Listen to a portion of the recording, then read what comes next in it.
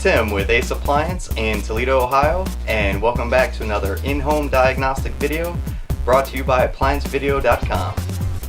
Alright, we're on a Manitowoc ice maker, and the complaint is that it is leaking. When we were checking it out, we found that the condensate pump, it was leaking out of the condensate pump. So we are going to check out the condensate pump and see what is going on. Okay, the tools you'll need to troubleshoot and replace a condensate pump are a multimeter, a common screwdriver, Phillips head, and light, and some needle nose pliers. Alright, we have a condensate pump for an ice maker here, and we're going to take off the cover. It was just pouring out of these two holes as though it wasn't pumping out. And we have a little switch here that rides on a float. And when this float goes up, this should pump water out. So we're gonna check our switch here. And we'll put our meter on the ohms reading.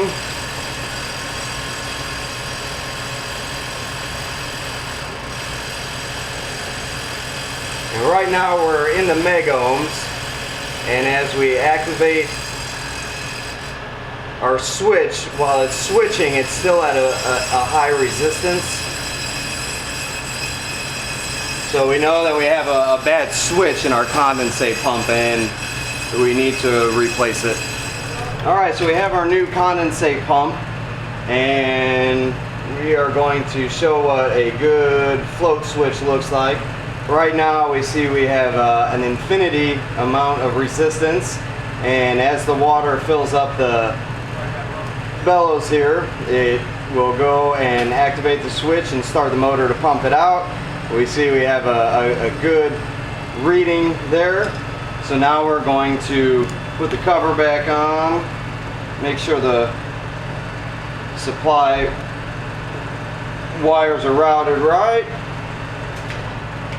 and install our condensate pump into our ice maker.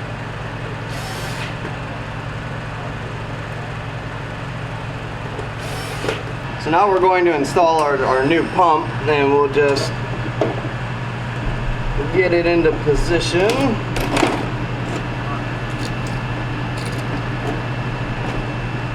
Lines in there, prop this up. Okay, we have our condensate pump into position, and now we're gonna put on our drain line.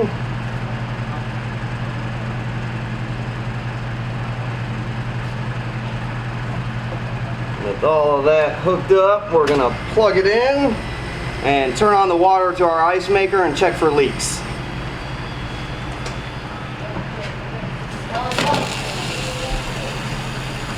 We have the water on to our ice maker. Okay, we have the water onto the ice maker. It did spill over to begin with before the pump actually started to actuate, but now it is running. We have no leaks. We're gonna go check to make sure we're draining properly, and we'll be all set. Thank you for watching another in-home diagnostic video brought to you by ApplianceVideo.com.